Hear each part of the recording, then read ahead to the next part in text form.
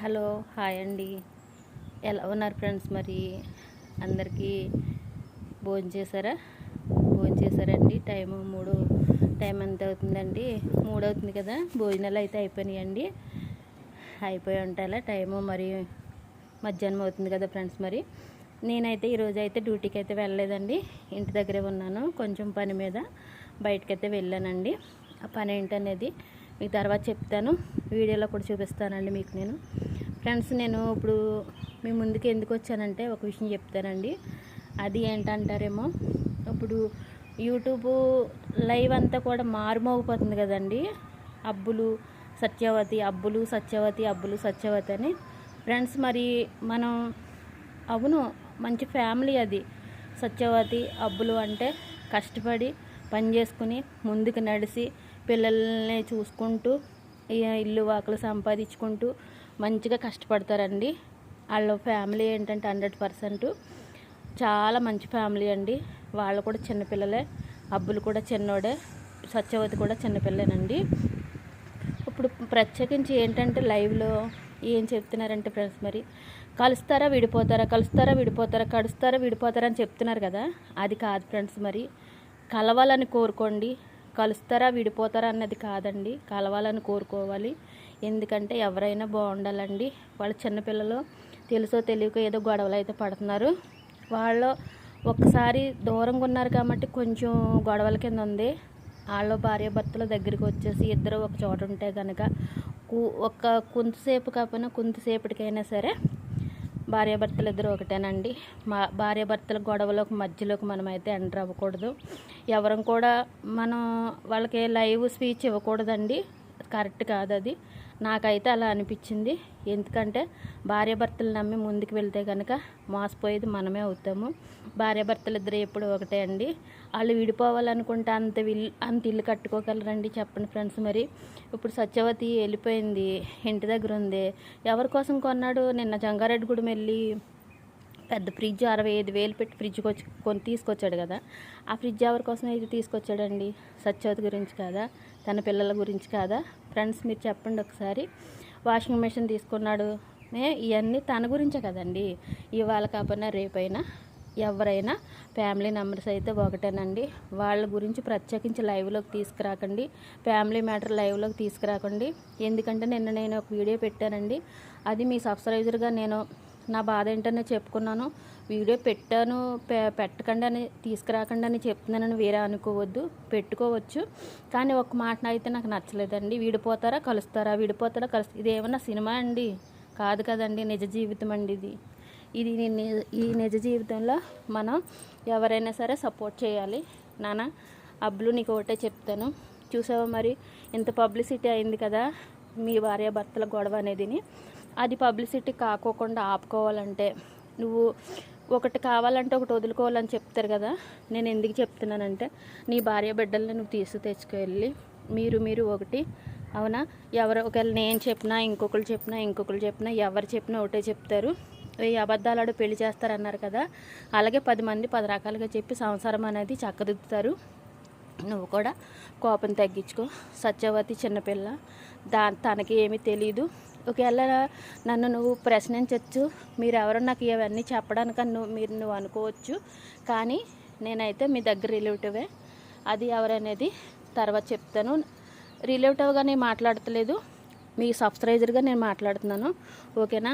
అబ్బులు, నువ్వు అక్కడవే కాల్చుకుని నిన్న అత్తమాల స్టవ్ కడిగావు, ఇల్లు గుమ్మాలు తుడుచుకున్నావు, గిన్నెలు కడుక్కున్నావు, బయటికి వెళ్ళావు, ఫ్రిడ్జ్ కొనడానికి వెళ్ళావు. నేను ప్రతిరోజు ఫాలో అవుతాను నేను ఏంటి అనేది. అర్థమైందా? తెలుసు కదా. అలాగ నువ్వు కాకోకుండా నీకు నువ్వు వండుకోలేవు. మగవాడు ఎన్నాలో వండుకుని తినలేడు.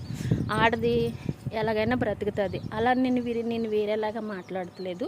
సత్యవతి చిన్నపిల్ల కదా, తన కోపంతో ఉంటుంది. నువ్వు వెళ్ళినానా, నేను ఒక అమ్మలాగా చెప్తున్నాను నీకు. నీ తల్లినే అనుకో. నీ సబ్స్క్రైబర్గా కాదు, ఒక తల్లిలా చెప్తున్నాను. నీ ఇల్లు వాకలు అంతా మొత్తం అంతా బాగుంది, అంత పర్ఫెక్ట్గా ఉంది. నీ పిల్లల గురించి పుస్తకాలు కొన్నావు, ఇప్పుడు బామ్మర్దికి పెట్టింది పోయి ఎక్కడికి పోదు కదా. ఇవాళ కాకపోయినా రేపైనా తనకి ఉంటుంది కదా ఆడపిల్ల. మా ఆయన ఇంత సంపాదించాడు, ఇంత చేశాడు, ఇంత చెందాడు, నా తమ్ముడికి పెళ్ళికి ఎందుకు రాలేదు అనే బాధ ఆలోచన తనకే ఉంటుంది. ఉండదని నేను అన్ను. ఎందుకంటే తన గురించి కూడా నువ్వు ఆలోచించు ఒకసారి. చిన్నపిల్లమ్మ, అది తనకు ఓపిక లేదు. అయినా సరే తెల్లారగట్టలు లేచి పనులన్నీ చేసుకుని పనికి వెళ్ళి వచ్చి భార్యాభర్తలు ఇద్దరు ఒకటిగా ఉండి పిల్లలను చక్కబెట్టుకుంటున్నారు. మీ లైఫ్ బాగుండాలి, మీరు కలిసిపోవాలి, మీరు లైఫ్ బాగుండాలి. నువ్వన్న కోపం తగ్గించుకో, తనన్న కోపం తగ్గించుకో. నువ్వు వెళ్ళి ఆ గుమ్మలో నుంచున్న రోజుని తనే కోపం తగ్గించుకుంటుంది. ఇప్పుడు మనకి బైబిల్లో ఒక వాక్యం ఉంది కదా, తగ్గించబడ్డవాడు హెచ్చింపబడతాడు అని. నువ్వే ఒక అడుగు తగ్గించుకున్నానా? నేను ఎందుకు చెప్తున్నాను? ఒక అమ్మ లాంటి దాన్ని ఆలోచించు. లైవ్కి ఎక్కితే 10 మంది పబ్లిసిటీయే కానీ లైఫ్ అనేది ఇంకేమి కాదు నాన్న. ఒకసారి హబ్బులు వేరేలాగా అనుకోకు. నువ్వు నా సబ్స్క్రైబరు, నాకు దగ్గర చుట్టాను కూడానే. ఎందుకు చెప్తున్నానంటే వాళ్ళు మొత్తం అందరూ లైవ్లో పెడితే నీ ఇంటి పక్క వాళ్ళే వచ్చి నిన్ను, పక్కనే ఉన్న వాళ్ళు మీ ఊరోళ్ళు కూడా లైవ్లోకి వచ్చి ఇలాగని చెప్తున్నారు. అది కరెక్ట్ కాదు. ఎందుకంటే నేను ఒకటి చెప్తాను, నేను ఇలా లైవ్ గురించి కాదు, నేను నీ దగ్గరకు వచ్చే నీకు చెప్పొచ్చు, కానీ నాదైతే చాలా లాంగ్ కదా. మరి తాడేపల్లిగూడెం ఏరియా కదా మీది, అక్కడో మరి ఏ ఊరు, జంగారెడ్డిగూడెం యువతల మీ ఊరు కదా, నాకు తెలుసు. అయితే అక్కడ దాకా రావాలంటే కష్టం కదా నాన్న. చుట్టుపక్కల ఉన్న వాళ్ళు కూడా ఇందులోనే లైవ్లోనే పెడుతున్నారు. యూట్యూబ్ సబ్స్క్రైబర్లందరికీ, నా సబ్స్క్రైబర్లందరికీ సత్యవతి గురించి, అబ్బుల గురించి వీడియో పెట్టిన వాళ్ళు అందరికీ చెప్తున్నాను. మీకు ఏమన్నా చెప్పాలి అనిపిస్తే ఇంటికి వెళ్ళండి, భార్యాభర్తలకి ఇద్దరికి చెప్పండి, వాళ్ళిద్దరిని కలపండి ఫ్రెండ్స్. మరి ఇది అయితే లైవ్కి ఎక్కించకండి. ఎవరిదైనా సంసారమే. ఇప్పుడు నా బిడ్డే ఉంది, నేను ఒక వీడియో పెట్టాను, కానీ అబ్బులు అందుబాటులో ఉన్నాడు, కానీ నా ఇల్లుడు అందుబాటులో లేడండి. ఎక్కడో హైదరాబాద్లో రూమ్ తీసుకుని ఒక పద్ధతిలో ఒక రేంజ్లో ఉన్నాడు. 10 లక్షలు షార్టేజ్ పెట్టాడు నాకు, వెళ్ళాడు, పక్కన ఉన్నాడు. కానీ దేవుడు ఎప్పటికైనా నన్ను, నా బాధను ఆలకింతాడని నేను పెట్టిన వీడియోకి అందరికీ తెలిసే ఉంటుంది నేనేంటి అనేది. నేను ఎవరి జోలు తీయను, నా కష్టం ఏదో నాదే ఫ్రెండ్స్. మరి అందుకని నిన్నైతే నాకు బాధగలుగా వీడియో పెట్టాను ఫ్రెండ్స్. మీరు మరి ముఖ్యంగా నేను ఈ వీడియో చేయడానికి అబ్బులు సత్యవతి కారణమండి. కుమారి గారు, మీరు ఊరు దగ్గరే కదా మీకు, మరి మీరు ఇంటికి వెళ్ళి కొంచెం అబ్బులకి సదిరి చెప్పలేరా? మీరు చెప్పండి ఒకసారి. కుమారి గారు, అలాగే బుజ్జి గారు, తర్వాత ఇంకొక తన పేరు ఏదో పేరు ఉందండి, తను కూడా అక్కడే యాదవోలు కదా, యాదవోలు దగ్గరే కదండి. కొంచెం వెళ్ళి మీరు అబ్బులకి సదిరి చెప్పండి. అలాగే సత్యవతిని కూడా సపోర్ట్ చేయమని, కొంతంతా కోపం తగ్గించుకోమని మాట్లాడండి. శుభలక్ష్మి ఉంది కదా, శుభలక్ష్మి అమ్మ, చెల్లెల్ని కోపం తగ్గించుకోమను, పంపించు. ఏమి కాదు, అమ్మకే నాన్నకే అందరికీ చెప్పి చెల్లిని కోపం తగ్గించుకోమని ఇంటికైతే పంపించండి అమ్మ. 2 పిల్లలు స్కూల్ పోద్దే.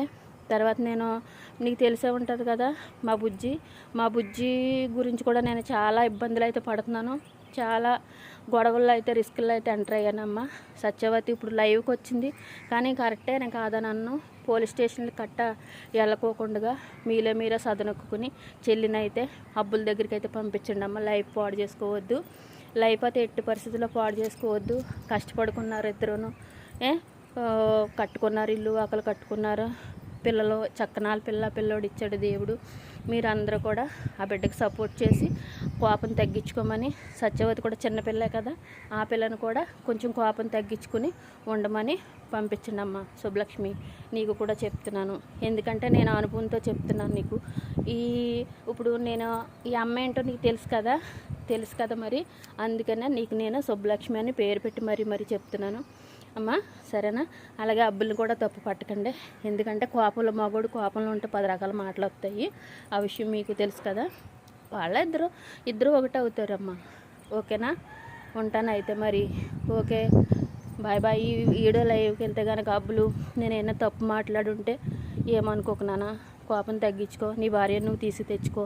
సత్యవతి చిన్నపిల్ల, ఆలోచించు. లైఫ్ అయితే పోగొట్టుకోకు, ఓకేనా?